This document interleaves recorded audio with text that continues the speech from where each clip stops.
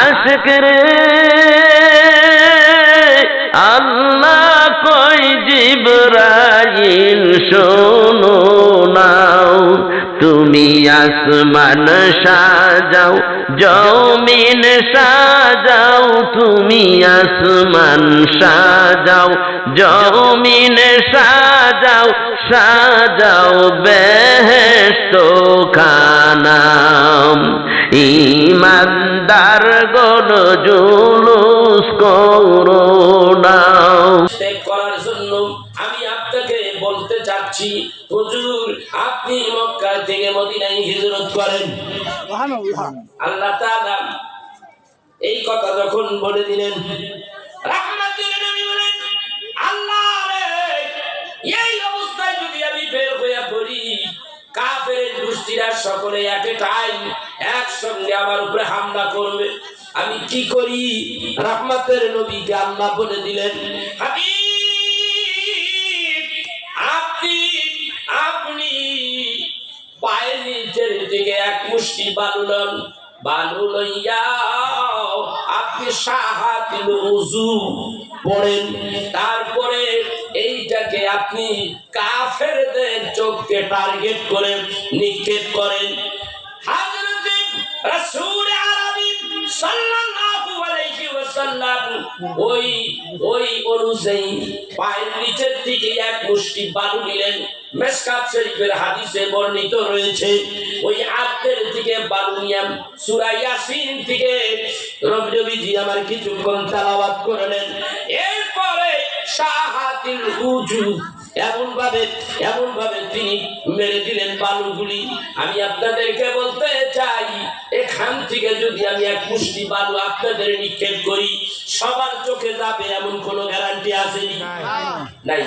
একদিকে এইভাবে মারলাম, আমার টার্গেট সবার চোখে যাবে না, কিছু যাবে, কিছু বাদ পড়ে যাবে। আল্লাহর হাবিব এই বালুগুলি যখন মারলেন, মারার পরে দিয়া গভীর মনোযোগ, একেবারে সরাসরি হাদিস শরীফের তরজমা। আমার ভাইয়ান, আমি কোনো বানিয়ে কথা বলি না, যদি একটা কথা যদি বানিয়ে থাকি, আসেন আমাকে ধরেন, আমার হাত দুইটা বাঁধেন, পা দুইটা বাঁধা এইখানে নদী থাকলে নদীর মধ্যে ফেলে দেন।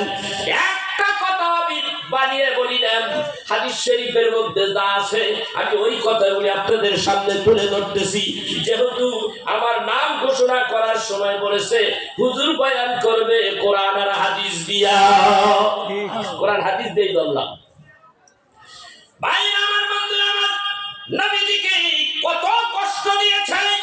আমি যদি এই কষ্টের কাহিনী শুধু মক্কা নগরের কথাগুলি যদি বলি, আমার সারা রাত দুই একটা রাত চলে যাবে, শেষ হবে না ইতিহাস বলে। এই আমার ভাইরা, আল্লাহর হাবিব বের হইয়া এইবার সাহাতিল উযু করিয়া তিনি কি করলেন? বালুগুলি নিক্ষেপ করে দিলেন। বালুগুলি নিক্ষেপ করলে প্রত্যেকটা কাফেরের চোখের মধ্যে পৌঁছাইয়া গেল। প্রত্যেকটা কাফেরদের চোখের মধ্যে যখন চলে গেল, এমন সময় আল্লাহ পাকের নবী এমন সময় বের হয়ে যাচ্ছে, আর এই দিক দিয়া কাফেররা চোখের মধ্যে এইভাবে রগড়াচ্ছে, ডলাডলি করতেছে। নবী আমার এই দিক দিয়ে ঢুকে গেলেন। ভাইরা আমার, বন্ধুরা আমার, আল্লাহ বলে দিয়েছে মক্কার থেকে যাইতে কোন দেশে? ইয়াসরাব নগর। এখনো মদিনা নাম হয় নাই, মদিনা নাম হবে পরে। গভীর মনোযোগ, আল্লাহ যেন আমাদের কথা বলার তৌফিক দেয়, জোরে বলে আমিন। একটা কথা জানি, বেবাস কথা না বের করে দেয় আমিন। এই আমার ভাইরা, গভীর মনোযোগ। ও ভাইরা আমার, কি হবে এই জীবন দিয়া, কি হবে এই জিন্দেগি?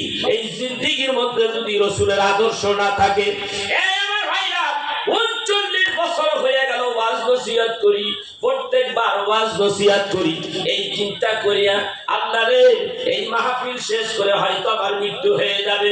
এই মরণের কথা যেই ব্যক্তি স্মরণ করে, অবশ্যই সেই ব্যক্তি কোনো বানিয়ে কথা বলে না। আমি চেষ্টা করি সব সময় দলিল ভিত্তিক কিছু আলোচনা করার। এই আমার ভাইরা, কি হবে ওই রাস্তাঘাটে ঘুরিয়া ওয়াজ শোনার জন্য বাড়ি থেকে বের হইছা ওয়াজ শোনার জন্য, অথচ ওয়াজ শোনার জন্য প্যান্ডেল পর্যন্ত আসলা না। ওই রাস্তাঘাটে করতেছো, এই রাস্তাঘাটে ঘুরতেছো, সকালবেলা যখন আমরা বের হই হুজুর দারুণ ওয়াজ করছেন, কোথায় বসে শুনছো? বলে ঘরে শুয়ে শুয়ে শুনছি, রাস্তায় রাস্তায় হাইটা হাইটা শুনেছি। এই ওয়াজ শোনার কোনো দাম আছে নাকি? ও ভাইরা, আমি কোরআন তেলাওয়াত করব, আমার সওয়াব যা হবে আপনি শুনলেন না, অনেক দূর থেকে একটু একটু শুনলেন, আপনার কি সেই সওয়াব হবে?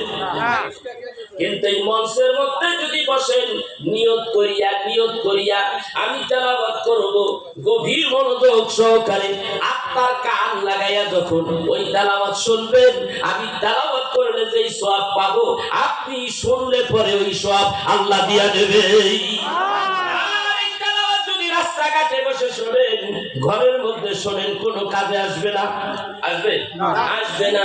ভাইরা আমার, বন্ধুরা আমার, রাহমাতের নবীর কথাই বলতেছিলাম।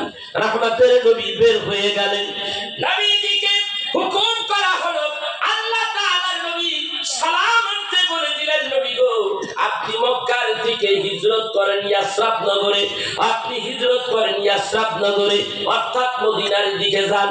মদিনা হইল মক্কার দিকে উত্তর দিকে, নবী গেলেন উল্টা দিকে দক্ষিণ দিকে। আল্লাহু আকবার। নবীজির টেকনিক, নবীজির হিকমতটা কেমন দেখেন ভাইরা আমার, বন্ধুরা আমার, যারা হাদিস সাহেব রয়েছে তারা অবশ্যই লক্ষ্য করেছেন, দেখেছেন কিনা অবশ্যই তারা বুঝতে পারবেন। যারা হাদিস সাহেব দেখবেন, কাবা শরীফের দক্ষিণ সাইড দিয়া পিছন দিয়ে একটা রোড গেছে, আর সামনের দিক দিয়ে রোডটা বাইর হয়ে গেছে, একেবারে মদিনার দিকে রওনা হয়ে গেছে, এই রোডটা চলে গেছে। আর ওই রোডটা ঘুইরা কাবা শরীফের একেবারে নবীজির মিলাদুন নবী বাইতুল নবী ঘেষিয়া বাম দিকে ফালাইয়া, আর ওইটা হলো পাহাড়টার নাম হলো জাবালে কুবাইস পাহাড়। ওই জাবালে কুবাইস পাহাড়টা হাতের বামে রাইখা এরপরে শিহাবে আবু তালিব পাহাড়, ওই পাহাড়টারে শুধু এইভাবে ঘুরলে পরে হাতের বামে থাকবে। সোজা নবী উল্টা দিকে চলে গেলেন, আসিয়া তিনি মেসফালা এবং কেদুয়া দিয়া বাইর হয়ে গেলেন। বাম দিকেই বিশাল পাহাড়, একটু আগাইয়া একটু বিশাল পাহাড়, ওই পাহাড়ের দিকে রাহমাতের নবী যাচ্ছিলেন। প্রতিমধ্যে সাইয়েদনা হযরত আবু বকরের সঙ্গে এইবার তার বাড়ি হইয়া যায়। কিন্তু এর আগে রহমতের নবী একটা ঘটনা ঘটাইলেন, সেই কথা আমি তুলে ধরি নাই। এই কথা যদি আমি তুলে ধরি তাহলে হযরতে আবু বকর, হযরতে আলী কাররামাল্লাহু ওয়াজহু, তার ভালোবাসার কথা আয়েশা বলে। আল্লাহু আকবার। আলীরে বাদ দিয়ে ফিরে যাবো কেন? তার আলীরে একটু ঘরাই নিয়ে যাই নাকি? এই আলোচনার মধ্যে হযরতে আলীকে একটু ভরাই নিয়ে যাই কেন?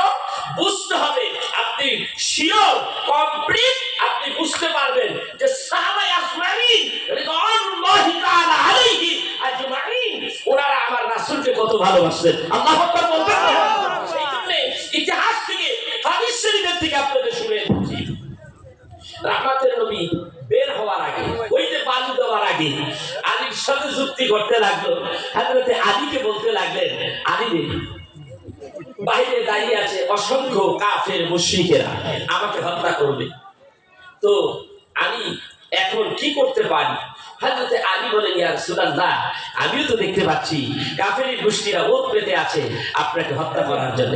ওগো নবী, আপনি একটা কাজ করেন, আপনার ওই চাদরখানা আমাকে ভিক্ষা দেন।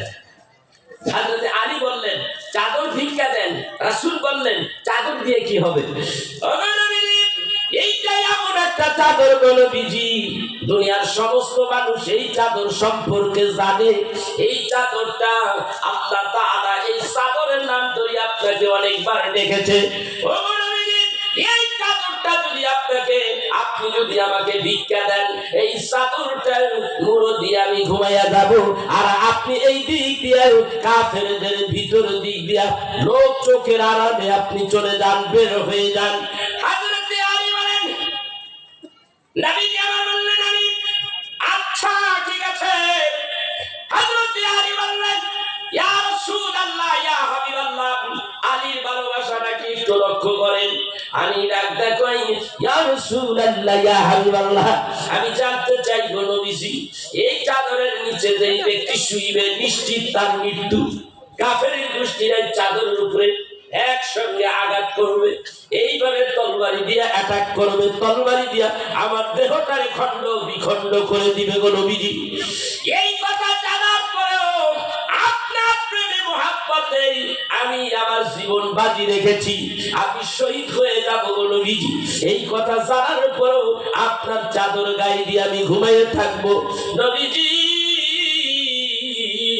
আপনার কাছে আমি জানতে চাই, আমি যদি শহীদ হইয়া যাই এই অবস্থায়, তাহলে কাল হাসরের ময়দানে আপনার সঙ্গে আমার সঙ্গে কি পরিচয় হবে, কি ফ্যাসিলিটি আমি পাবো?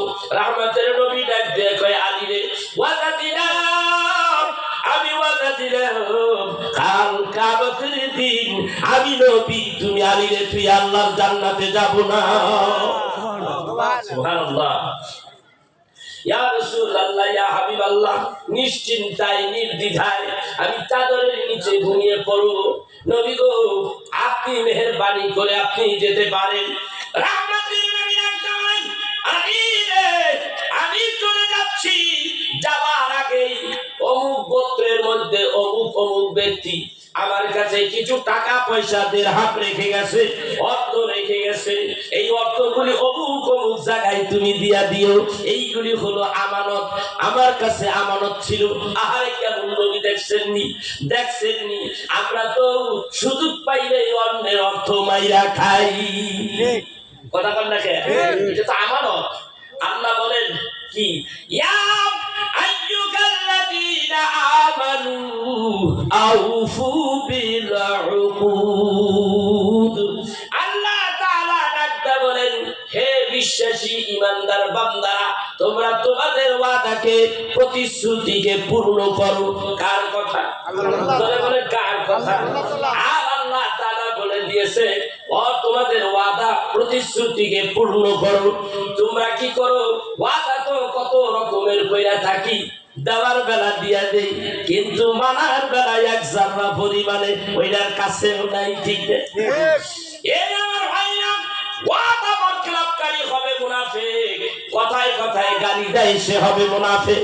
যেই ব্যক্তি কথায় কথায় মিথ্যা কথা বলে এই ব্যক্তি হবে মুনাফিক, আর মুনাফিকের জায়গা হবে জাহান্নামের নিম্ন স্তরে। হযরত আলী বলেন, ইয়া রাসূলুল্লাহ, ইয়া হাবিবাল্লাহ, আমি জানতে চাই গো নবীজি, এই সময় আপনি আমার কাছে এই অর্থগুলি আমার কাছে দিয়ে যাইতেছেন, অমুক অমুক বাড়িতে যাইয়া তাদের কাছে অর্থগুলি ফিরাইয়া দিতে, তাহলে কি আমি শহীদ হব না? রাহমাতের নবী ডাক দেখো, আলী রে, আমার মন কয় তুই শহীদ হবি না। আল্লাহ হযরত আলী চাদর মুড়া দিয়া ঘুমিয়ে আছেন। এই অবস্থায় রাহমাতের নবী চলে গেছে। নবী তো এই দিক দিয়ে চলে গেলেন, এই দিক দিয়ে তারা চোখের মধ্যে এইভাবে চোখ রাখছে। সবসময় তো চোখটা একরকম থাকে না, চোখটা একটু ক্লিয়ার হয়ে গেল, বের হইয়া তারা ঘরের মধ্যে হুম হুম করে ঢুকে গেল। যাইয়া দেখেন চাদর মুড়া দিয়া তারা ভাবছে রহমতের নবী ঘুমিয়ে আছে। কেউ কেউ কয় ধর্মা, হেমদিয়া থাক কর, খুব মারতে থাক, হত্যা করে ফেলাই। অনেকে ডাকতে কয় মার মার। একজন ব্যক্তি সেই হলো আবু জাহিল। আবু জাহিল কয় মারার আগে একটা বার ওর চেহারাটা দেখি। সুবহানাল্লাহ, আল্লাহু আকবার কইবেন না? কত খারাপ করতে চাইছে, তার মধ্যে আবার একটু আছে না নাই? আল্লাহ ডাকতে কয় ওয়া রাফা'না লাকা যিকরাক فإن مع اليسر يسرا إن مع اليسر يسرا আল্লাহ তাআলা কয় নিশ্চয়ই কষ্টের পরে স্বস্তি রয়েছে, অবশ্যই কষ্টের পরে স্বস্তি রয়েছে, অবশ্যই দুঃখের পরে সুখ রয়েছে। কার কথা? আল্লাহ। আলী বলেছে আমি হত্যা হয়ে যাব, শহীদ হয়ে যাব। রাহমাতের নবী কই নৈরাশ হইও না, ব্যবস্থা তোমার জন্য আছে। রাহমাতের নবীকে তুমি অন্তর দিয়া ভালোবাসো, তোমার ভালোবাসা মৃত্যু জানার পরও রাহমাতের নবীর প্রতি এক সাল্লা পরিমাণের ঈমানের কোনো ঘাটতি নাই।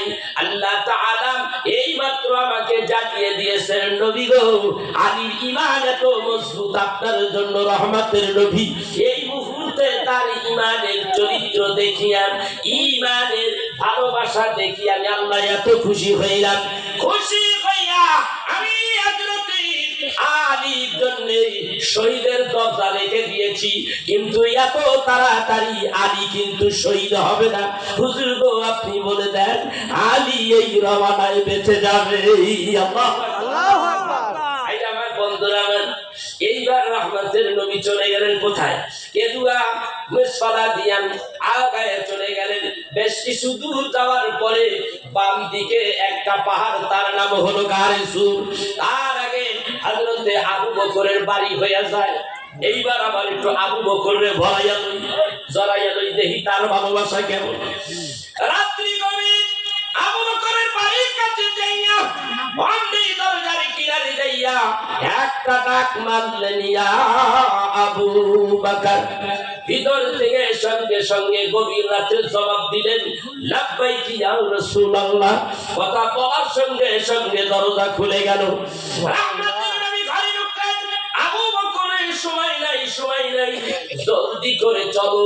এই মুহূর্তে আল্লাহ রাব্বুল আলামিন আমাকে হুকুম করেছে মক্কা থেকে মদিনায় যাওয়ার জন্য, হিজরতের জন্য আমি রওনা হয়ে গেছি। আবু বকর রে, আমি তো তোমাকে বলেছিলাম তুমি কি আমার সঙ্গে যাইবানি? ও আমার ভাইরা বন্ধুরা, এইখানে একটা লক্ষণীয় বিষয় হলো মানুষের প্রস্তুত আর অপ্রস্তুত একটা ব্যাপার স্যাপার আছে না নাই? এই মুহূর্তে গভীর রাতে আয়েশা ডাকটা কয়, নবী এখন এই মক্কা ছেড়ে মদিনায় যাইতে হবে। হযরতে আলী বলতে পারতেন, ইয়া রাসূলুল্লাহ এখন তো আমার যাওয়ার সময় নাই, আগে যদি জানাইতেন প্রস্তুতি নিয়ে রাখতাম। কথা যুক্তি আছে কিনা? হযরতে আবু বকর বলতে পারতেন, আপনি একটু দাঁড়ান গো আবু বকর, আমি আমার বেগমের কাছ থেকে একটু জিজ্ঞাসা করি বেগম আমারে কি বলে, কথা যুক্তি কিনা? হযরতে আবু বকর বলতে পারতেন, নবী গো আমার ছেলে সন্তানের মায়া আছে, মহব্বত আছে, মাতৃভূমি ছাইরা আমি আপনার সঙ্গে যাইতে পারবো না। এইরকম কিছু কথা রহমতের নবীকে বলতে পারতেন, কিন্তু এমন ভালোবাসা দিলেন হযরতে আবু বকর। আবু বকর বললেন, ইয়া রাসূলুল্লাহ, ইয়া হাবিবাল্লাহ, আপনি বলেছেন রাত্র যেই কয়টাই বাজুক না কেন, নবী আপনি বলেছেন এখন যাইতে হবে। আমি আবু বকর আজকের থেকে 6 মাস আগে রেডি হয়ে আসি। আপনি শুধু আমার ঘরে আসবেন আর বলবেন, আবু বকর চলো আমার সঙ্গে, হুজুর কথা বলতে দেরি, আমি আপনার সঙ্গে যাইতে দেরি নাই গো নবীজি। এই হলো ভালোবাসা, এই হলো প্রেম, এই হলো মুমিনের লক্ষণ। ভাইরা আমার, বন্ধুরা আমার, হযরত আবু বকর এইবার সঙ্গে রওনা হয়ে গেলেন। ডাক দিয়ে কয়, ইয়া রাসূলুল্লাহ, ইয়া হাবিবাল্লাহ, রাত্রে অনেক দূর হাঁটছেন, অনেক পেরেশানি হয়েছেন, আগের থেকে আমি আপনার জন্য 2টা সোয়ারি ঘোড়া, তেজস্বী ঘোড়া খাইয়ে দাইয়ে লালন পালন করে রেডি করে রাখছি গো নবীজি। আল্লাহু আকবার। হাদিস শরীফের মধ্যে আসে, রহমতের নবী বলে, আবু বকর রে কই রে ঘোড়া? ইয়া রাসূলুল্লাহ, ইয়া হাবিবাল্লাহ, আগে আমরা চলেন যাই, এখান থেকে বের হয়ে যাই। রহমতের নবী আগাইলেন, সাইয়া দেখে 2টা লাল রঙের ঘোড়া আছে, বড় সরো মোটা শটান।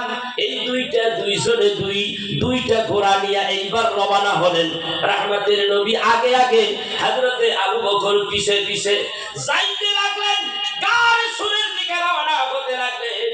হযরতে আবু বকর একবার দৌড় মারে ঘোড়া নিয়ে, ডান দিকে দৌড়াইয়া যায়, ডান দিক থেকে আবার দৌড়ে পিছন দিয়া আবার বাম দিকে যায়, আবার ডান দিকে যায়, আবার বাম দিকে যায়, আবার পিছনে যায়, আবার সবার আগে দৌড়াইয়া ঘোড়া হাঁকাইয়া নিয়ে সামনে যায়, আবার পিছনে আসে। রহমতের নবী ডাকটা কয়, এরে আবু বকর এমন কেন করতেছ রে আবু বকর, কি হয়েছে? একবার তুমি ডাইনে যাও, আবার বামে যাও, আবার সামনে যাও, আবার পিছনে যাও, কারণ কি রে আবু বকর এমন কেন করতেছো? ইয়া রাসূলুল্লাহ, ইয়া হাবিবাল্লাহ, এমন করতেছি এই জন্যই নবী গো, আমি আর আপনি দুইজনে আল্লাহর রাস্তায় রওনা হয়ে গেছি, মদিনার দিকে যাব। নবী গো, এই অবস্থায় নবী কোন কাফের আপনারে আমার দেখা ফালাইনি।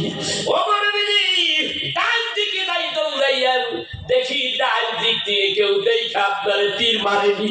নবী গো, ওই জায়গায় যখন শিওর হয়ে যায় কেউ নাই, আবার দিকে যাই, নবী গো বাম দিকে যাইয়া দেখি কোন ব্যক্তি আপনারে দেখা ফেলাইল নি, আপনারে দেখিয়া কেউ দূর থেকে তীর মারে কিনা। আবার ওইখান থেকে সামনে যাই গো নবীজি, কোন ব্যক্তি ডাক সামনের কোন পাহাড়ের আড়ালে লুকাইয়া তাই আপনি নবীরে তীর মারে কিনা। নবী গো এই জন্য সামনের দিকে যাই, আর পিছনের দিকে যাই গো নবীজি, কোন ব্যক্তি দেখিনি পিছন দিকে আপনারা দেখে ফেলাইনি। রহমতের নবী গো আপনার কেউ পিছনের দিকে তীর মারে কিনা, এই জন্য দৌড়াইয়া বারবার ডাইনে যাই, বামে যাই, সামনে যাই, পিছে যাই। রহমতের নবী ডাকতে কয়, আবু বকর কি ভালোবাসা তুমি আজকে দেখাই না। এইভাবে রওনা হইলেন, যাইতে যাইতে গারে সুরের থেকে একটু দূরে ঘোড়া ছাড়িয়া দিলেন, ঘোড়াটা এক জায়গায় বেঁধে রাখলেন। আর কারণ এইখানে একটু আগাইয়া গেলে তো সমস্যা হইতে পারে, এই জন্যই এইখানে রেখে রহমতের নবীরে লইয়া আমার নবী হযরতে আবু বকর দুইজনে রওনা হয়ে গেলেন। অমনি ফর্সা হয়ে যাইতেছে পূর্ব আকাশ। রহমতের নবী ডাকতে কয়, আবু বকর ডাকতে কয়, নবী গো পূর্ব আকাশ ফর্সা হয়ে যাইতেছে নবী, আর দেরি করবেন না, জলদি চলেন, আমরা একটা পাহাড়ের ভিতরে লুকাইয়া যাই। আল্লাহর নবী বলেন, ও আবু বকর তুমি ঠিকই বলেছো আবু বকর, আল্লাহ নির্ধারণ করে দিয়েছে কোন পাহাড়ে গেলে আল্লাহ আমাদের আশ্রয় দিয়ে দেবে, আমরা নিরাপদে থাকবো। ওই গাড়ি সুরে উঠো বাইরে আমার বন্ধুরা, আমার গাড়ি সুর জাবালে নূর, যেইটা জাবালে নূর, যেইখানে কোরআন নাজিল হয়, এইটা হইল ৩৫০০ ফিট উপরে, আর গাড়ি সুর হইল ৫০০০ ফিট উপরে। রাহমাতুল নবী ওই জায়গায় উঠে গেলেন, উঠিয়া ওই গাড়ি সুরের গর্তের মধ্যে ঢুকলেন। গর্তটা হইল এমন নিচের দিকে গর্ত, মানুষ দাঁড়াইলে এইটুকু দেখা যায়, নিচের টুকু দেখা যায়, উপরের অংশ দেখা যায় না। এইভাবে রহমতের নবী ভিতরে রয়েছে, আবু বকর ভিতরে রয়েছে। ভাইরা আমার বন্ধুরা আমার, বুখারী শরীফের ভাইরা আমার বন্ধুরা আমার, বুখারী শরীফের মধ্যে আসছে, ভাইরা আমার সিরাত গ্রন্থের মধ্যে লিখতেছে, হযরতে আবু বকর রাসূলকে বলে, ইয়া রাসূলুল্লাহ ইয়া হাবিবাল্লাহ, এই গর্তের মধ্যে আপনি ঢুকবেন নি গো নবীজি? বলে হ্যাঁ, আল্লাহ আমাকে বলে দিয়েছে নবী গো এই গর্তের মধ্যে আপনি ঢুকতে পারবেন না, আপনার আগে আমি ঢুকবো। কে আবু বকর, কেন তুই আমার আগে ঢুকবি? আবু বকর ডাকতে কই, ইয়া রাসূলুল্লাহ এইটা পুরাতন একটা গর্ত, এর মধ্যে যদি কোন সাপ বিচ্ছু থাকে গো নবীজি, আপনি ঢোকার সঙ্গে সঙ্গে যদি একটা কামড় মাইরা দেয় নবী গো, আপনি দুনিয়াতে বিদায় হয়ে যাবেন, আমি আবু বকর বাঁচবো না গো নবীজি। ইয়া রাসূলুল্লাহ ইয়া হাবিবাল্লাহ, আমি আপনার আগে ঢুকবো, ঢোকার পরে ভিতরটা পরিষ্কার করবো। রহমতের নবী ডাকতে কই, আবু বকর তুমি আমার আগে ঢুকবা, আমার বেলা বললা সাপ বিচ্ছুতে কামড় দেব, তোমার বেলায় কি এমনটা যদি ঘটে যায়? ইয়া রাসূলুল্লাহ ইয়া হাবিবাল্লাহ, আমার মতো আবু বকর দুনিয়াতে বিদায় হয়ে গেলে ইসলামের কোনো ক্ষতি হবে না, কোনো মানুষ আমার জন্য কাঁদবে না। আপনি যদি দুনিয়াতে বিদায় হয়ে যান, ইসলামের অনেক বড় ক্ষতি হয়ে যাবে, আর আপনি আমার আগে দুনিয়াতে বিদায় হয়ে গেলে আমি আবু বকর বাঁচবো না গো, বাঁচবো না। সুবহানাল্লাহ। ভাই আমার বন্ধুরা আমার, গভীর মনোযোগ। এইবার হযরতে আবু বকর ঢুকলেন, গর্তটা সুন্দর করে পরিষ্কার করলেন খুব তাড়াতাড়ি করিয়া। কিছু কিছু গর্ত আছে, আবার আরেক বর্ণনায় আসছে কিছু কিছু গর্ত আছে, এই গর্তগুলি পুরাতন, বন্ধ করলেন সব গর্তগুলি, শুধু একটা গর্ত তিনি ওই সময়ের জন্য বন্ধ করতে পারলেন না। এমন সময় নবীজিকে ডাকতে বলে, ইয়া রাসূলুল্লাহ ইয়া হাবিবাল্লাহ, আসুন গো নবীজি ভিতরে প্রবেশ করুন, আসুন গো নবীজি মেহেরবানি করে আসেন। কথার কত সুন্দর ভদ্রতা, নম্রতা, সভ্যতা, আর আমরা ডাকার বেলা ইজ্জত দিয়া ডাকি, আসেন আসেন আসেন, এমন ভাবে ডাকতে হয় না। সম্মানিত ব্যক্তি কোন মুরিদ তার পীরকে এইভাবে ডাকতে পারবে না, বলবে আসেন বড় মেহেরবানি করে ভিতরে আপনি তাশরীফ আনেন। হযরতে আবু বকর সেই প্রমাণটা এখানে করে দিলেন, সেই মোহাব্বত ভালোবাসাটাই এখানে দেখাইয়া দিলেন, ইজ্জত সম্মান কারে কয় দেখাইয়া দিলেন। আল্লাহ রাব্বুল আলামিন বলতে লাগলেন, ওয়া তুআসিরুহু ওয়া তুআক্কির, দুনিয়ার মানুষেরা শোনো, আমার হাবিব নবীকে যারা ইজ্জত দিবে আমি আল্লাহ রাব্বুল আলামিন ইজ্জতের কারণে তার ইজ্জত বাড়ায়া দেব। কি ভাই সমস্যা হচ্ছে? যারা বাড়িতে আছেন এখনো চলে আসেন। আমার মাঠটা প্রায় ভরে গেছে, আর কিছু লোক আইলে মাঠটা পুরোপুরি ভরে যাবে। আশা করি আজকের ওয়াজ মহান রব্বুল আলামিনের দরবারে কবুল হয়ে যাবে ইনশাআল্লাহ। এই নবীজির এই জীবনে আলোচনা করলে সেখানে রহমত ঝরঝর করে পড়তে থাকে। আসেন মাঝখান দিয়ে আমরা একটু দুরূদ শরীফ পড়ে নিই। বাকি আলোচনা খুব সুন্দর আলোচনা সামনে রয়েছে। আজকে যখন এই আলোচনা উঠেই গেছে, আলোচনাটা কমপ্লিট করে দিই নাকি করেন? জোরে জোরে দুরূদ শরীফ পড়ি। আল্লাহুম্মা সাল্লি আলা সাইয়্যিদিনা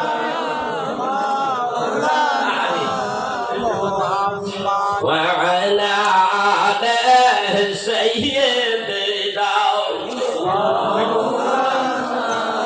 ওরে আমার পাগল মনে রে আর দিও না যন্ত্রণা, ওরে আমার পাগল মনে রে আর দিও না যন্ত্রণা, ধনী মনে হইলে ধনী আমরা যাব সোনার মদিনায়। আল্লাহুম্মা সাল্লি আলা সাইয়্যিদিনা। আওয়াজ দিয়া আলা আলি সাইয়্যিদিনা। আমার মনের বুঝাইলাম না তো এই পাপীর মন তো বুঝাই না, আমার মনের বুঝাইলাম না তো এই পাপীর মন তো বুঝাই না। কি বুঝে কি পাপীর জীবন ধন্য হবে নিলে একবার মদিনায়। আল্লাহুম্মা সাল্লি আলা সাইয়্যিদিনা। জয় ওয়া আলা আলি সাইয়্যিদিনা। এ আমার ভাইরা আমার বন্ধুরা, নবীর নাম নাই কোন জায়গায়? প্রত্যেকটা ইমানদারের অন্তরে নবীর নাম আছে না নাই? কোরআনে নবীর নাম আছে না নাই? হাদিসে নবীর নাম আছে না নাই? ওয়াহাবি খবিশের গোষ্ঠীরা কয় আল্লাহ মানলে যথেষ্ট, মুহাম্মদ নিয়ে তো বাড়াবাড়ির দরকার কি? নাউজুবিল্লাহ বলবেন না? দেখি আওয়াজটা কেমন হয়। নবীর দুশমনাই কথা বললে আপনি কি বলবেন? সমর্থন দিবেন কি দিবেন না? না দিলে করে কর নাউজুবিল্লাহ। কোরআনের মধ্যে আছে কি নাই? আল্লাহ তাআলা ডাক দিয়া বলেন হুয়াল্লাযী আরসালা রাসূলাহু বিল হুদা ওয়া দীনিল হক লিইয়ুযহিরাহু আলা দ্দীনি কুল্লিহি ওয়া কাফা বিল্লাহি শাহীদা। আল্লাহ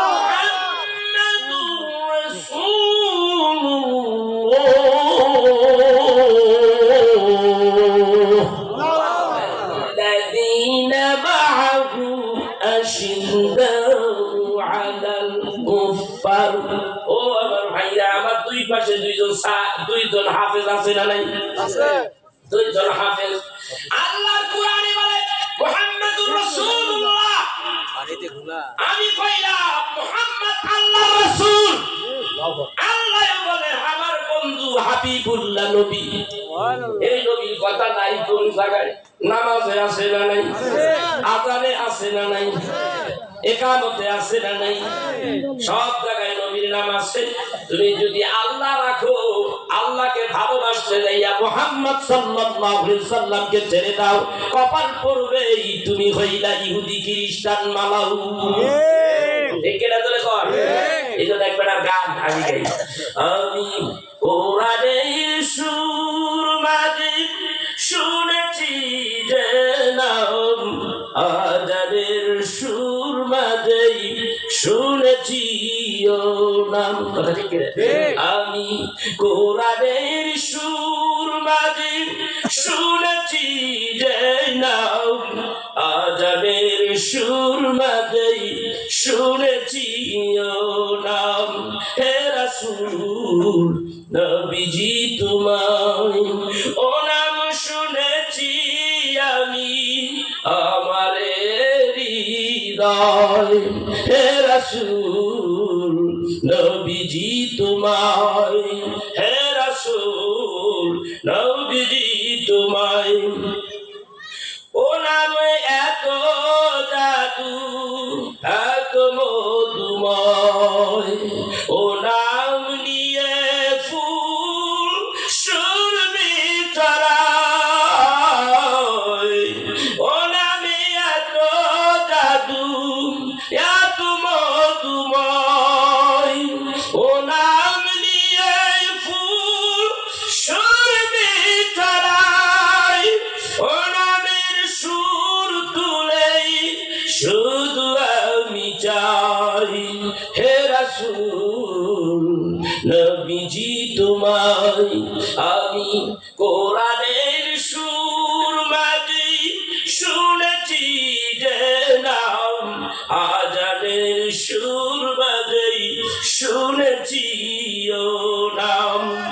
আরশের বুকে লেখা ও মধুর নাম, তামাম আলোর মুকুল জানাই সালাম। আরশের বুকে লেখা ও মধুর নাম, তামাম আলোর মুকুল জানাই সালাম। ব্যথিত মানবতা খুঁজে ফিরে হায়, ব্যথিত মানবতা খুঁজে ফিরে হায়।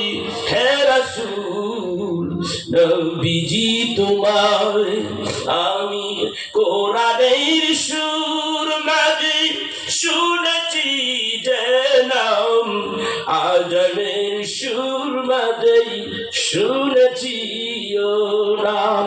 আমার মনের মধ্যে ওই নাম আছে না নাই? চোখের তারার মধ্যে আছে না নাই? কিতাবের মধ্যে পাওয়া যায় প্রত্যেকটা জান্নাতের ভিতরে যতগুলি হুর আছে প্রত্যেকটা হুরের তারায় তারায় চোখের তারায় তারায় রহমতের নবীর নাম রইছে। জান্নাতের ভিতরে ঢোকার সময় আল্লাহর নামের পাশে রহমতের নবীর নাম আছে না নাই? ও আমার ভাইরা, এই ওয়াহাবি কবিরা বলে রহমতের নবী দরকার নাই, আল্লাহই যথেষ্ট।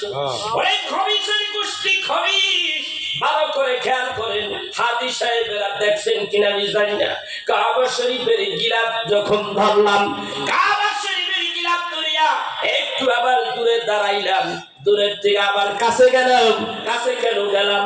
কাছের থেকে দেখলাম এইটার মধ্যে জল ছাপাই লেখা আছে লা ইলাহা ইল্লাল্লাহ, এইটুকুই লেখা দিয়া ক্ষান্ত হয় নাই। পাশে দেখি মুহাম্মাদুর রাসূলুল্লাহ আছে না নাই? এই আমার ভাইয়া আবার দূরে দিলাম, দূরের দিকে একটু উপরের দিকে তাকাইলাম, ওই জল ছাপার মধ্যেই কাবা শরীফের গিলাফের মধ্যে লেখা লা ইলাহা ইল্লাল্লাহু মুহাম্মাদুর রাসূলুল্লাহ সাল্লাল্লাহু আলাইহি ওয়াসাল্লাম। এ আমার ভাইরা, কাবা শরীফের গিলাফের মধ্যে যেই নাম থাকতে পারে, ওই জায়গায় যদি জায়গা হইতে পারে, ওই নবীজির নাম কেন প্রত্যেকটা কর্মের মধ্যে থাকবে না? আমাকে একটু বলুন।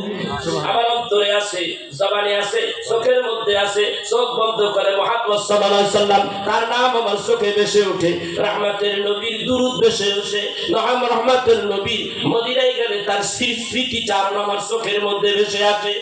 এই আমার ভাইরা, রহমতের নবী নাই কোন জায়গায়, কোথায় নাই?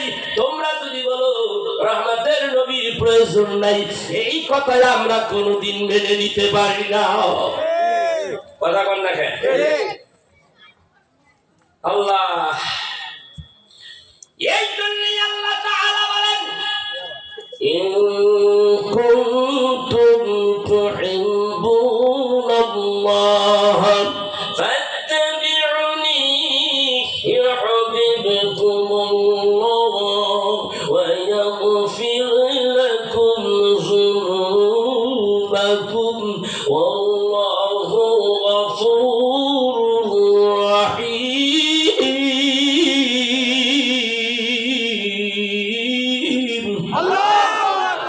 দিয়া কয় আমারে ভালোবাসতে চাইলে আমারে পাইতে চাইলে আমার পথে হাঁটতে হইলে ওই জায়গায় রহমতের নবীরে আগে মানতে হবে। আমারে যদি পাইতে চাও রহমতের নবীর সোহবত নাও। আমাকে ভালোবাসতে হইলে রহমতের নবীরে আগে ভালোবাসো। আমার নবীরে যদি ভালোবাসতে পারো তাহলে শুনে নাও ইহবিবকুমুল্লাহ, আমি ওই মানুষটার উপরে ওই লোকটার উপরে ওই আশিকের উপরে খুশি হয়ে যাই। খুশি হই না, আমি শুধুই খুশি হই না, আমি শুধু খুশি হই না, খুশি হইয়া ওয়াগফির লাকুম যুনুবাকুম, আমি তার জীবনের সব গুনাহগুলি মাফ করে দেই। চিৎকার দিয়া বলা যাবে সুবহানাল্লাহ। এই আমার ভাইরা, কারো কোনো কথা শুনবো না। কোরআন কি বলে, হাদিস কি বলে, ওইটাই শুনবো। রাজি আছি কিনা জোরে কর। নবীজিকে প্রত্যেকটা ক্ষেত্রে যদি মানতে পারে তাহলেই হবেন আপনি মুমিন, তাহলেই হবে আপনি নবীজির উম্মত। ঠিক না বেঠিক?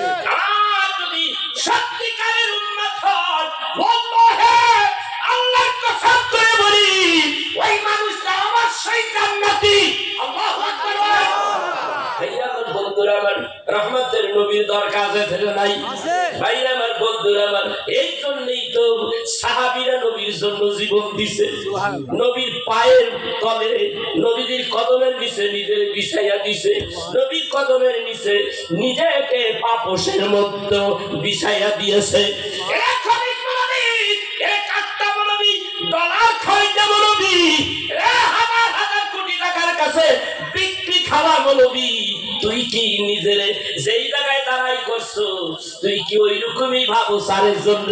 তোর মতোই টাকা পয়সা পায় খাদার পাগল আমরা না। আমাদের টাকা নাই, পয়সা নেই, দরকার নাই, আমাদের রসুলের দরকার। ঠিক না বেঠিক? এ আমার ভাইরা, মদিনায় গেলে নবীদের রওজার কিনারে বিশাল বড় একটা জালি আছে। ওই জালিগুলি প্রত্যেকটাই হলো স্বর্ণ দিয়া বানানো। ওই জালির মধ্যে শুধু কোরআনের আয়াত খালি পেঁচাইয়া পেঁচাইয়া অনেক কষ্ট কইরা মিলাইলাম একটা জায়গায়। ওইখানে যাইয়া দেখলাম ওইখানে লেখা রয়েছে বিসমিল্লাহির রহমানির রহিম, ইয়া আইয়ুহাল্লাযীনা আমানু লা তারফাউ আসওয়াতাকুম ফাওকা সাওতিন নবী। আমি মনে করলাম আয়াত তো কোরআনে আছে, আছে না নাই? সূরা হুজরাতের মধ্যে আছে, 5 নম্বর আয়াত সূরা হুজরাতের মধ্যে আছে। আবার এই জায়গায় দেখি কেন রহমতের নবী তো মইরা গেছে, পয়সা গেছে। ওরা কয় আমরা হায়াতুল নবী জানি, 1500 বছর আগে রহমতের নবীর যেইভাবে রাখা হইছে, 1000 বছর পরে আল্লাহি আল্লাহর কসম কইরা বললাম এখনো নবী সশরীরে কবরে জিন্দা আছে, আছে না নাই? সেই জন্য রাসূলের দরবারে, শানের সালাতের দরবারে যখন তুমি যাবা, মুমিন বান্দা হুঁশিয়ার সাবধান, চেঁচামেচি কইরো না, চিল্লাচিল্লি কইরো না। চিল্লাচিল্লি চেঁচামেচি যদি করো তাহলে শানের সালাতের দরবারে বেয়াদবি হয়ে যাবে। আর বেয়াদবি হয়ে গেলে তোমার কপাল পুড়ে যাবে। আল্লাহ তাআলা ডাক দেখায় এমন কপাল পুড়বেই, জীবনে যত নামাজ পড়ছো, রোজা রাখছো, হজ করছো, যাকাত দিছো, টাকা পয়সা দান খয়রাত করছো, সবগুলি শেষ হয়ে যাবে, যা তুমি টের পাইবা না। আল্লাহু আকবার বলবেন না? এই হলো নবী, এইটাই হলো বাস্তব ওয়াজ। ওখানে রাসূলের নাম আছে।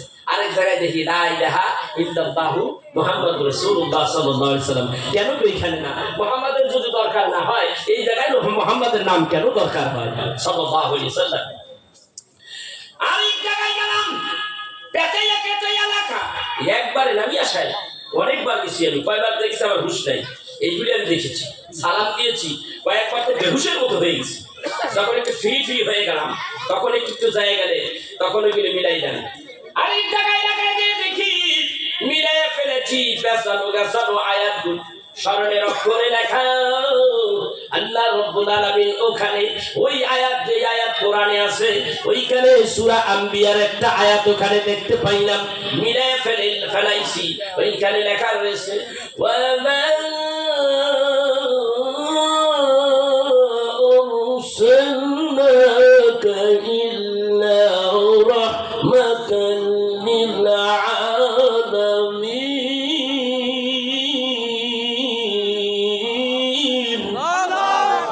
আরসালনাকা ইল্লা রাহমাতাল লিল আলামিন। এই আয়াতটা কার জন্য সাবেক? এটা আলেম মানুষ, তাইলে বুঝা যায় এই আয়াতটা হলো রাসূলের জন্য সাবেক, তার সম্মান ইজ্জত বৃদ্ধি করছে এই আয়াত। ওগো নবীজি, আমি আপনাকে দুনিয়ায় পাঠাইলাম রাহমাতাল লিল আলামিন বলে। আপনি হলেন সমস্ত জগৎ সমূহের নবী, বিশ্ব নবী এটা বলা যাবে না, আপনি হইলেন সারা জগতের নবী। আল্লাহু আকবার বলেন। জগৎ হইল বহু বচন আলামিন, আর জগৎ বিশ্ব নবী বললে বোঝা যায় একটা জগতের নবী। সে নবী আমার যে একটা জগতের নবী নয়। আল্লাহ কয় একটা, ওয়াহাবি কবি সেরা কয় আরেকটা। ও আমার ভাইরা, আল্লাহ যেইভাবে কইছে ওইভাবেই বলতে হবে, আল্লাহ যেইভাবে বলছে ওইভাবেই মানতে হবে। তোমার নিজের নিয়ম অনুযায়ী যদি রহমতের নবীরে মানতে যাও, তাহলে আল্লাহর কোরআন তুমি মানতে পারলা না। তুমি যখন আল্লাহর কোরআন না মানবা, তখন তোমার নামের পাশে লেখা থাকবে তুমি কাফের। কথা বল না কেন? আমি কি কোরআনের বাইরে কথা বলবো? কোরআনের কথা। টাকা দিয়ে কি হবে? এই জায়গাটা পুরো প্যান্ডেল দিয়া, আপনার টাকা পয়সা দিয়ে যদি ভরপুর করে দেওয়া হয়, ওই টাকা আমার কি দরকার আছে যদি আমার ঈমান না থাকে? ওই টাকা পয়সা আমার কি দরকার আছে যদি আমার রহমতের নবীকে আমি না পাই? এই জন্য হযরতে আবু বকর, তুমি তো দুনিয়ার টাকা পয়সার পাগল হয়ে গেছো, তুমি দুনিয়ার পাগল হয়ে গিয়েছো। আবু বকর তোমার চাইতে কম টাকা ধনট্ট ব্যক্তি ছিলেন না। সব রহমতের নবীকে পাওয়ার জন্য নবীর কদমে সব দান করে দিছে। আল্লাহ যদি ধন সম্পত্তি সব হইতো, আবু বকর বলতো, হযরত রাসূল আমি আপনারে ভালোবাসি কিন্তু অর্থ দিব না। কথা বলেন না?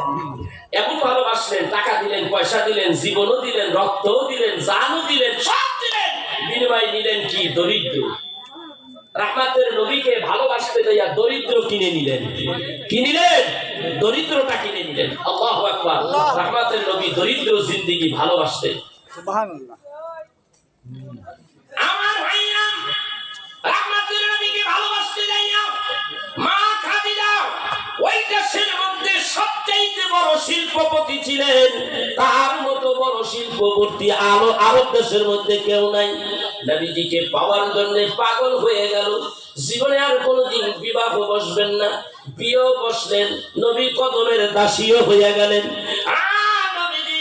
কদমের নিচের তিনি পাপোশ হইয়া গেলেন, কার্পেট হয়ে গেলেন। ওগো নবীজি, আপনার কদমের কার্পেট আমার বানান।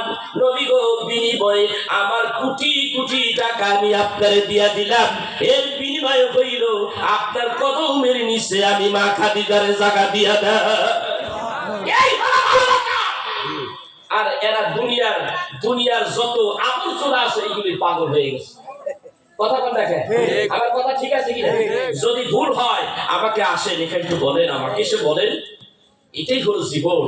এই জীবনটা বড় দামি, এই জীবনটা বড় দামি। কোন কাজটা করলে জীবন দামি হয়ে যায়, আরো বেশি বেশি দামি হয়ে যায়, সেই কাজটাই আপনার আমার করতে হবে। আল্লাহ যেভাবে বলেছে ওইভাবেই মানতে হবে, ওইভাবেই রহমতের নবীকে মানতে হবে। জানের চাইতে বেশি ভালোবাসতে হবে, জীবনের চাইতে বেশি ভালোবাসতে হবে, ছেলেদের চাইতে বেশি ভালোবাসতে হবে। ঠিক না ঠিক?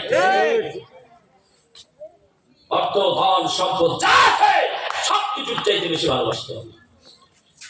কোরআন দিয়ে, হাদিস দিয়ে যা বুঝলাম, সবকিছুর ঊর্ধ্বে রহমতের নবী। ঠিক না ঠিক? নবী রাজি, নবীর এই যেই পাল্লায় ওই পাল্লায় আল্লাহ। নবী যেই দিকে আল্লাহ সেই দিকে, নবী যেই দিকে নাই সেই দিকে আল্লাহ আছে নাই। এরা রাসূলকে যেভাবে কষ্ট দিয়ে কথা বলে, সূরা আহজাব এর মধ্যে আসছে আল্লাহ রাব্বুল আলামিন বলেন যে ইন্নাল্লাযীনা ইউযুনাল্লাহা ওয়া রাসূলাহু লা'নাহুল্লাহ ফিদ দুনিয়া ওয়াল আখিরাহ।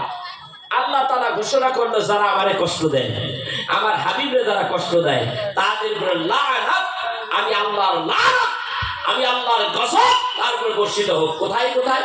ফিদ দুনিয়া ওয়াল আখিরাহ, এই দুনিয়ার আখিরাতে। এরা নর্দমার কীট, এরা নর্দমার কীট ছাড়া আর কিছু না। ঠিক না ঠিক? বুঝতে হবে কোরআন হাদিসের গভীর জ্ঞান যদি না থাকে, চর্চা না থাকে, অ্যানালাইসিস না থাকে, কোরআন হাদিসে যদি বেশি বেশি মুতাআলা না থাকে, ওই মানুষ কোনোদিন ওয়াজের মঞ্চে উঠলে এরকম আবল তাবলেই কইতে থাকবে। ঠিক না?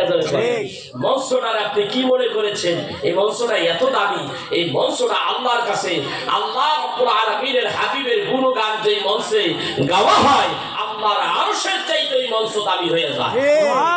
এটা দামি কেন বানাইলো? এই জন্য বানাইলো যে আমার হাবিবের কথা, আমার হাবিবের শান মানের কথা এখানে তুলে ধরা হয়েছে, এর জন্য দাম বাড়িয়ে দেওয়া হল। যদি আমি আর আপনি ওই শান মান দিতে পারি, তাহলে আপনার কলিজা, এই কলিজার মধ্যে একটা জায়গা আছে, তাকে বলা হয় দিল, আত্মা, রূহ। আল্লাহ বলেন ওই রূহটা আমি আরশে আজিমের চাইতে দামি বেশি। কারণ একটাই কারণ, ওখানে আমার রাসূলের জায়গা আছে। আল্লাহু আকবার বলবেন না ভাইয়া? ওই নবীর শানে একটু দূর শরীফ করতে থাকি, আমি বাকি আলোচনাগুলি একটু করবো ইনশাআল্লাহ। বয়স হয়ে যাচ্ছে, আজকে গতকালকে এই হয়েছে আপনার ঠান্ডা বেশি, তারপরে আজকে কয়েকদিন ঠান্ডা গেছে বিভিন্ন জেলায়, বিভিন্ন জায়গায়। আজকে একটু ঘাম হচ্ছে, বেশি ঘাম হইলে তো সমস্যা হয়ে যায়। আলোচনা আর একটু চলবে, কথা বল না কেবল 12টা করে চিন্তা করছে। আল্লাহু আকবার। একটু আওয়াজ দিয়ে বলি আল্লাহুম্মা সাল্লি আলা সাইয়্যিদিনা মাওলানা মুহাম্মদ ওয়া আলা আলি সাইয়্যিদিনা মাওলানা।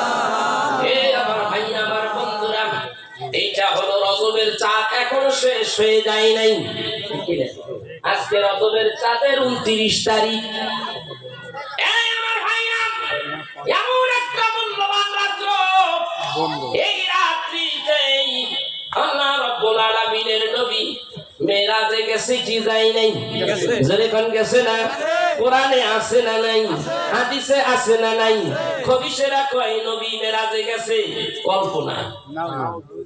আবার কয় স্বপ্নে, স্বপ্নে মেরাজ হইছে। না না, নবীজি সশরীরে তিনি মেরাজে গেছে। মেরাজের পুরো ঘটনা আমি বলবো না, আমার ওই আলোচনা টিকিয়ে যাব। মেরাজের থেকে আসার পরে নবীজি আমার বেজার হইয়া গেছে। আল্লাহ তাআলা ডাকতে কয়, হাবিব গো, আপনি কেন বেজার? আপনি কেন বেজার গো হাবিব? হাবিব, আপনি কেন বেজার? রহমতের নবী ডাকতে কয়, আল্লাহ গো, আমার উম্মত গুনাহগার, তাই বেজার। আমার উম্মত কেমনে বলছিরাতের ব্রিজ পার হবে, 30,000 বছরের রাস্তা, বলছিরাতের ব্রিজ, আর 50,000 বছরের রাস্তা, ওই হাসরের ময়দান। এই নিয়ে আল্লাহর সঙ্গে আল্লাহ রাব্বুল আলামিনের নবী কথা বলতেছিলেন। বিষয়টা আমি এইভাবে তুলে ধরতে পারি, আমরা বড় ভাগ্যবান, মোদের রাসূল আল্লাহর মেহমান। আমরা বড় ভাগ্যবান, মোদের রাসূল আল্লাহর মেহমান। গেলেন নবী খোদার আরশে, আরশ বলে নবীর সদরশে। গেলেন নবী খোদার আরশে, আরশ বলে নবীর সদরশে। জুতা মুবারকের ধুলি, জুতা মুবারক। কেউ নবী জুতা মোবারকের ধুলি, জুতা মোবারকের ধুলি আমার বুকে রেখে যান। মোদের রাসূল আল্লাহর মেহমান, জোরে মোদের রাসূল আল্লাহর মেহমান, বলেন মোদের রাসূল আল্লাহর মেহমান। আমরা কত ভাগ্যবান, মোদের রাসূল আল্লাহর মেহমান, বলেন মোদের রাসূল আল্লাহর মেহমান। জিবরাইলে কয় কান্দিয়া আমার আতি বলবেন গিয়া, ও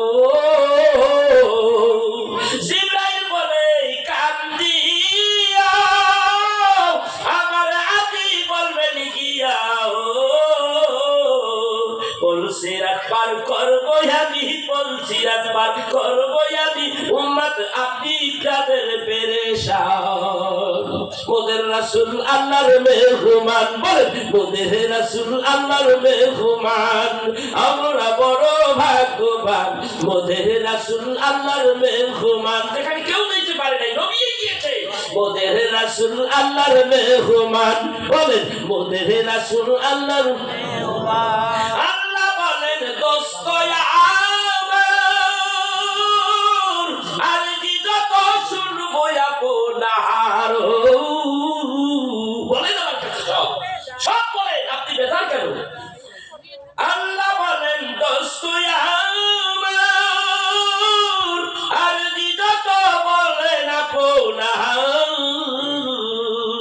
আল্লাহ বলেন দোস্ত আমার, আর কি যত শুনবো আপনার। যা চাইবেন তা পাইবেন, আজ যা চাইবেন তা পাইবেন, করব না তো কোনই অপমান। মোদের রাসূল আল্লাহর মেহমান, বলেন মোদের রাসূল আল্লাহর মেহমান। আমরা বড় ভাগ্যবান, মোদের রাসূল আল্লাহর মেহমান। আমরা বড় ভাগ্যবান, মোদের রাসূল আল্লাহর মেহমান। আল্লাহ আমার উম্মতকে মাফ করবে না। 5 ওয়াক্ত নামাজ দিয়ে দিছি, নাজাতের কারণ, মাফের কারণ। 5 ওয়াক্ত নামাজ পরে আসতেছি। বলতেছিলাম হযরতে আবু বকর এবার গুহার ভিতরে, রাহমাতের নবী বলতেছে, হে আবু বকর আমি ক্লান্ত, রাত্রে আমার অনেক ভোগ খেতে হয়েছে, অনেক হাঁটতে হয়েছে, অনেক দৌড়াদৌড়ি করতে হয়েছে, অনেক টেনশন বোধ করেছি। এই আবু বকর তোমার উপরে আমি মাথাটা দিয়ে একটু শুয়া যাই। এই কথা বলা বলি করতেছে, এমন সময় চাইয়া দেখে কাফেরের গোষ্ঠীরা নবীজিকে খুঁজতে খুঁজতে একেবারে গুহার কিনারে এসে পড়ছে। হযরত আবু বকর বলেন, ইয়া রাসূলুল্লাহ, ইয়া হাবিবাল্লাহ, এই তো কাফের গোষ্ঠীদেরকে দেখা যায় গো নবীজি। কাফের গোষ্ঠীরা যদি একটু নিচের দিকে মাথাটা নিচু করে, আমরা দুইজনকে দেখে ফেললেন। নবীজি গো, আমরা দুইজন, আমাদের তো আর কেউ নাই, আর আমরা কত। আল্লাহ রাব্বুল আলামিনের নবী ডাকতে বলেন, লা তাহজান ইন্নাল্লাহা মা'ানা। আমি ডাকতে কই আবু বকর রে, ভয় পাইও না রে আবু বকর, আমরা দুইজন, আল্লাহ আমাদের সঙ্গে রয়েছে।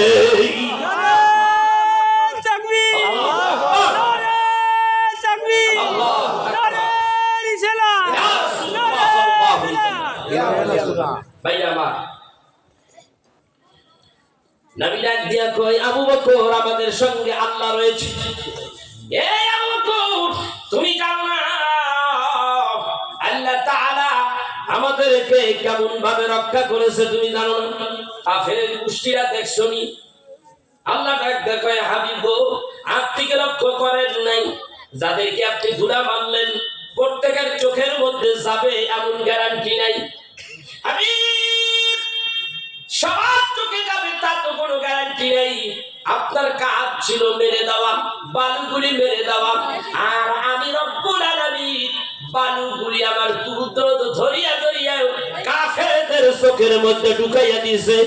একটা কাফেরের চোখে বালু যায় নাই, এমন কখনো কাফের বাদ পড়ে নাই। সুবহানাল্লাহ। কথা বল না কেন? ওয়ামা ওয়ামাইতা ইয রামাইতা ওয়ালাকিন্নাল্লাহু রামা। আপনার দায়িত্ব ছিল শুধু কাফেরদেরকে টার্গেট করিয়া আপনি ধুলাগুলি মারবেন, আর আমার কাজ ছিল ওই ধুলাগুলি ধরিয়া ধরিয়া কাফেরদের চোখের মধ্যে ঢুকাইয়া দেওয়া গো নবীজি। কারণ হলো আজকে নবীজি আপনাকে, আপনি আমার বন্ধু, আপনাকে বাঁচাইতেই হবে। আমি তাই আপনাকে বাঁচিয়ে দিয়েছি। আজকে আপনি আমার ঘরের মধ্যে এই গুহার মধ্যে যখন আবু বকর বলল ইয়া রাসূলুল্লাহ, কাফেররা কিন্তু আমাদের সামনে এসে গেছে, গুহার সামনে এসে গেছে। ওমর নবী, আমরা মাত্র দুইজন, ওরা কত? আমার নবী তখনই ডাকতে বলেছেন লা তাহজান ইন্নাল্লাহু মা'ানা। আমার আল্লাহ ডাকতে কয় হাবিব, এই অবস্থায় যখন এই বিপদ জানার পরেও যখন আমি আল্লাহর উপরে তাওয়াক্কুল করেছেন, আমি আল্লাহ আপনাকে বাঁচাইয়া দেওয়ার জিম্মাদারি হয়ে গেলাম গো নবীজি। আপনাকে আমি বাঁচাবো গো নবী, অপেক্ষা করে। ভাইরা আমার বন্ধুরা, আমার বাইরে কি অবস্থা? বাইরে খবর তো আমার দরকার আছে না? কাবের দৃষ্টিটা ঢুকবো, ঢুকে না। অত যেটা কয়টার মধ্যে আসে, কয় নাই। আরেকটাই কয়টার মধ্যে আসে, কয় নাই। আল্লাহ রাব্বুল আলামিন তাদের মধ্যে দ্বিধা দ্বন্দ্ব লাগাইয়া দিলেন। আল্লাহু আকবার বলবেন না? হাবিবে কেমন করে বাঁচা? আরেকজনের একটা কয় দেখবি, বলে হ্যাঁ দেখবি। আরে গবি, আরে গবেটের গোষ্ঠী কেমনে দেখবি? এইটার মধ্যে কোনো মানুষ যায় নাই। যদি যাইতো, দেখ মাকড়সায় কেমন করিয়া জাল বুনাইয়া রাখছে। যদি কোনো মানুষ যাইতো, এই মাকড়সার জালগুলি ছিঁড়ে যাইতো। আল্লাহ দ্বিধা দ্বন্দ্ব লাগাইয়া দিছে। এই গবিটের গোষ্ঠী দেখ, এক জোড়া একটা কবুতর এইখানে দুইটা ডিম নিয়ে বসে আছে। যদি কোনো মানুষ এইটার ভিতর দিয়া ঢুকতো রে, তাহলে এই কবুতর এইখানে বসে থাকতো না। আল্লাহ তাআলা দ্বিধা দ্বন্দ্ব লাগাই দিছে মনের মধ্যে। আমার ভাইয়া, এই দ্বিধায় তারা শিওর হয়ে গেল এইটার মধ্যে কোনো মানুষ নেই, গুহার কাছ থেকে ফিরে গেল। আমার রহমতের নবী একটা কয় আবু বকর রে, রাখি আল্লাহ মারেকে দেখছস নি? আল্লাহর উপরে ভরসা করছি আমরা, আল্লাহ রাব্বুল আলামিন আমাদেরকে বাঁচাইয়া দিয়েছেন। আমার বন্ধুরা, আমার কিতাবের মধ্যে, আরেকটা কিতাবের মধ্যে পাওয়া যায়, হযরতে আব্দুল জলিল, হাফেজ আব্দুল জলিল সাহেব একটা বই লিখেছেন নূর নবী। এটার মধ্যে পাওয়া যায় হযরতে আবু বকর বলে, হুজুর গো, অনেক পেরেশান হয়ে গেছি, বাহিরে যাওয়া সম্ভব না, ভেতরে থাকাই তো সম্ভব, কিন্তু আমার কলিজা ফাইটা যায় পানির পিপাসা। জানি না কোথায় পানি পাবো। আমার তৃষ্ণা পেয়েছে, পানির তৃষ্ণা পেয়েছে। রহমতের নবীর আজ্ঞা কয় ওই দিকে যাও। আবু বকর বলে ইয়া রাসূলুল্লাহ, কোন দিকে যাব? কয় ওই দিকে যাও। আল্লাহু আকবার বলবেন না? কোন দিকে দেখায়? গুহার বাইরে যাও না, এটাও বলে নাই, বলেছে গুহার ভিতরে দেয়াল লাইয়া রইছে, কয় ওই দিকে যাও। আবু বকর বলে আল্লাহর হাবিব যখন আমারে বলছে ওই দিকে যাইতে, আমি হাঁটতে লাগলাম। আমি যখন হাঁটতে লাগলাম, ছায়া দেখি গুহার শেষ দেয়ালটা আস্তে আস্তে কইরা পিছে পিছে যায়। আমি আবু বকর সামনের দিকে যাই, গুহার দেয়ালও পিছনের দিকে যায়। একটু বাঁকা হইয়া আমি যখন ভেতরে ঢুইকা পড়লাম, ছায়া দেখি আরব সাগরের পানিটা এইটার সঙ্গে লাইগা রইছে। আল্লাহু আকবার। পানির কিনারে যাইয়া মনের মতো পানি খাইলেন। আবু বকর বলেন আমি ওইখানে যাই দেখি একটা নৌকা বাঁধা রইছে। আল্লাহু আকবার বলেন। আবু বকর পানি পান করিয়া নবীর কাছে আসলেন। আয়েশা ডাকতে কই ইয়া রাসূলুল্লাহ, ইয়া হাবিবাল্লাহ, কাফেররা যদি এই মুখ দিয়া যদি আয়েশা যাইতো আমাদের অ্যাটাক করার জন্য, আমরা কই যাইতাম? নবী ডাকতে কই কাফেররা জিন্দা ঢুকতো আর আমরা এই দিক দিয়া বাইরে হয়ে যাইতাম। আল্লাহু আকবার বলবেন না? আমার ভাইরা, আমার বন্ধুরা, কি ব্যবস্থা আল্লাহ রেখে দিয়েছেন। ভাইরা আমার, বন্ধুরা আমার, টুপিটা পেতে দাও, আমি একটু ঘুমাইয়া যাই। সারাটা রাত্র আমি দৌড়াদৌড়ি করেছি, কষ্ট করেছি, আমি কষ্ট অনুভব করেছি, আমি ক্লান্ত হয়ে গেছি। রাহমাতের নবী ওইখানে যখন আবু বকরের ইউরোর উপরে মাথাটা দিয়ে শুয়ে রইলেন, এমন সময় রাহমাতের নবী একেবারে ঘুমের মধ্যে, এটা আবু বকরের ধারণা, আবু বকর নবীজি আমার ঘুমের মধ্যে আছে। এই সময় একটা সাপ আসিয়া, একটা জঙ্গলা সাপ আইসা হযরতে আবু বকরের পায়ের মধ্যে কামড় লাগাইয়া দিয়েছে। এই সাপের আঘাত পাওয়ার পরে আবু বকরকে জিজ্ঞাসা করা হলো কত বিষের যন্ত্রণা। আবু বকর বলে আমার ভেতরে কত রগগুলি আছে, সব রগগুলি মনে হয় টাস টাস করে ছিঁড়া যাইতেছে, এত কষ্ট, চিৎকার করে আমি কাঁদতে পারি না। আল্লাহর নবী যেহেতু আবার এইগুলোর উপরে আরাম ফরমাইতেছে, আমি যদি চিৎকার দিয়ে কাঁদি আমার নবী ঘুম ভেঙে যাবে, আরামের ব্যাঘাত হয়ে যাবে, তাই তুই আমি কান্দিও না, চুপ করে বসে আছি, চুপটি মেরে বসে আছি। অনেক পরে বিশেষ ক্রিয়ায় আমার যখন ব্যথা হচ্ছিল, তীব্রতর থেকে তীব্রতর ব্যথা আমার অজান্তে চোখের পানি গড়াইয়া যাইয়া রাহমাতের নবীর গালের উপরে 2 ফোঁটা পড়ল। নবীজি আমার চোখ খুললেন, তাকায়া দেখে আবু বকর চিনা যায় না, গোটা মুখ দেহটা কালো নীল বর্ণের হয়ে গেছে। এই আবু বকর, কেন রে তোমার কি হয়েছে? কেন আবু বকর কান্দো? বাড়ির কথা কি মনে পড়ে গেছে? বেগমের কথা কি মনে পড়ে গেছে? ছেলে মেয়ের কথা কি মনে পড়ে গেছে? দেশের প্রেম কি তোমার অন্তরে ঢুকে পড়েছে? ইয়া রাসূলুল্লাহ, ইয়া রাসূলুল্লাহ, ইয়া হাবিবাল্লাহ, বিষয়টা এমন নয় গো নবীজি, আপনার সঙ্গে এসেছি সব কিছু ত্যাগ করিয়া। নবী গো, ব্যাপারটা এরকম নয় গো নবীজি, কাফেরদের হাতের থেকে যদিও আল্লাহ আমাদের বাঁচাইছে, কিন্তু গুহার ভিতরে একটা বিষধর আমারে ছেড়ে দেয় নাই, ওইতে দেখেন বিষধর সাপ আমারে কামড় দিয়েছে। ওই বিষের ক্রিয়ায় আমি একেবারে নীল বর্ণ হয়ে গেছি। নবী গো, আমার মনে হয় আমার জীবনটা বের হয়ে যাবে, তুমি আবু বকর আমারে ডাক দিতে পারলা না? ইয়া রাসূলুল্লাহ, ইয়া হাবিবাল্লাহ, কেমন করে আমি আপনারে ডাক দেব গো নবীজি? আপনি তো বলেছেন লা ইউমিনু আহাদুকুম হাত্তা আকুনা হাব্বা ইলাইহি মিন ওয়ালিদিহি ওয়া ওয়ালাদিহি ওয়ান নাসি আজমাইন। আপনার ছেলে মেয়ে সব কিছু চাইতে, জানের চাইতে আপনাকে বেশি ভালোবাসতে হবে। ও নবীজি, আমি আবু বকরের জীবনের চাইতে আপনার আরামটা সবচাইতে আমার কাছে বেশি দামি। আল্লাহর নবী মানে আবু বকর এত ভালোবাসো তুমি আমারে। এবার ডাক দিয়ে কই, কিরে সাপ, আমার বন্ধু হিজরতের সঙ্গী সাথী হযরত আবু বকরের কেমন কেন কামড় দিলি? ভাই আমার বন্ধুরা, আমার তারও তো একটা মনের বাসনা ছিল।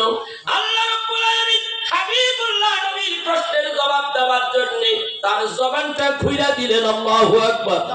সাহাবী এবার বলতে লাগলো, আসসালাতু ওয়াসসালামু আলাইকা ইয়া রাসূলুল্লাহ, আসসালাতু ওয়াসসালামু আলাইকা ইয়া হাবিবাল্লাহ। ও নবীজি, আমি আপনারে দেখার জন্য আজকের থেকে 500 বছর অথবা তার চাইতে আরো বেশি বছর ধরে এই গুহার মধ্যে আমি অপেক্ষা করতেছি। ও নবীজি, একটা নজর আপনাকে দেখবো, এই দেখার অপেক্ষায় একদিন নেই, 2 দিন নেই, 500 বছর হয়ে গেছে। নবীজি গো, 500 বছর পরে যখন এই গুহার মধ্যে যখন আপনি ঢুকছেন গো নবী, আপনার ভিতরে ঢোকার পরে আপনার এই ভিতরটা মেশক আম্বিরে যখন ঘেরান্বিত হয়ে গেছে, আমি পাগল হয়ে গেছি। আমি বুঝতে পেরেছি এইটার মধ্যে আখিরি পয়গম্বর মুহাম্মদুর রাসূলুল্লাহ সাল্লাল্লাহু আলাইহি সাল্লামের আগমন ঘটেছে।